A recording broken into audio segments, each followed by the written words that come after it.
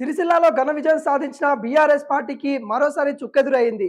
BRS party senior నేతలు ఆశించినట్టు chairman పదవి BRS senior నేతగా ఉన్న బుర్ర నారాయణకి ఇస్తారని కేటీఆర్ ప్రకటించడం జరిగింది. కానీ స్టీల్ కవర్‌లో వేరే పేరు రావడంతో ఒకేసారి అవాక్కు తిన్న కౌన్సిలర్ అని కూడా చెప్పుకోవచ్చు. సిరిసిల్లాలో బీఆర్ఎస్ పార్టీకి దాదాపుగా ఘన విజయం సాధించింది. 39 స్థానాలకు గాను 27 స్థానాలు గెలవడం జరిగింది. దాంతో అక్కడ మున్సిపల్ చైర్మన్ పదవికి సంబంధించి కూడా బీఆర్ఎస్ పార్టీకి ఖరారైపోయింది.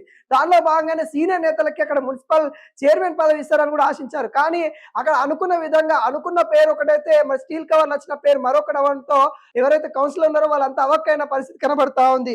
చైర్మన్ గా కళాచక్రపాణి, వైస్ చైర్మన్ గా సందీప్ పేరైతే స్టీల్ కవర్ లో కేటీఆర్ సజెషన్ చేయడం అయితే జరిగింది. దానిపైన బీఆర్ఎస్ నేతలు కొంత ఆందోళన చెందుతున్న పరిస్థితి కనబడతా ఉంది. బుర్ర నారాయణకి చైర్మన్ పదవి ఇస్తారని తనకు సంబంధించిన అభిమానులు కూడా గతంలోనే సెలబ్రేషన్ చేసుకోవడం జరిగింది. అక్కడ స్థానికంగా ఎమ్మెల్యే ఉన్న సిరిసిల్ల ఎమ్మెల్యేగా ఉన్న కేటీఆర్ గతంలో ప్రకటించడం జరిగింది. తర్వాతనే మరి వాళ్ళు ఆనందం కూడా వ్యక్తం చేశారు. కానీ ఇప్పుడు స్టీల్ కవర్ లో ఏదైతే పేరు మార్పు రావడంతో కొంత ఆందోళనకి దారి తీసిందని కూడా చెప్పొచ్చు. అక్కడ బీఆర్ఎస్ నేతలే ఆందోళన చెందుతున్న పరిస్థితి కనబడతా ఉంది.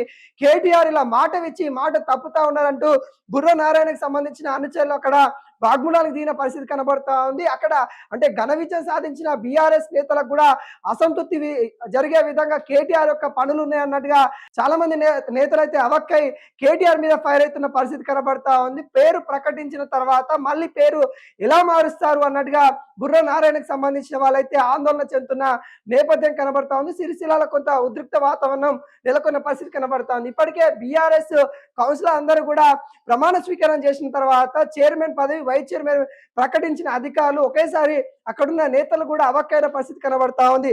కళాచక్రపాణికి ఎలా ఇస్తారు, సందీప్ కి ఎలా ఇస్తారు, అక్కడ సీనియర్ నేతగా ఉన్న బుర్ర నారాయణకి ఎందుకు అన్యాయం చేస్తా ఉన్నారు అన్నట్టుగా అక్కడ బీఆర్ఎస్ పార్టీ నుండి ఎన్నికైన కౌన్సిలర్లు ఆందోళన చెందుతున్న పరిస్థితి కనబడతా ఉంది. మరి వీటిపైన ఇంకా కేటీఆర్ స్పందించలే.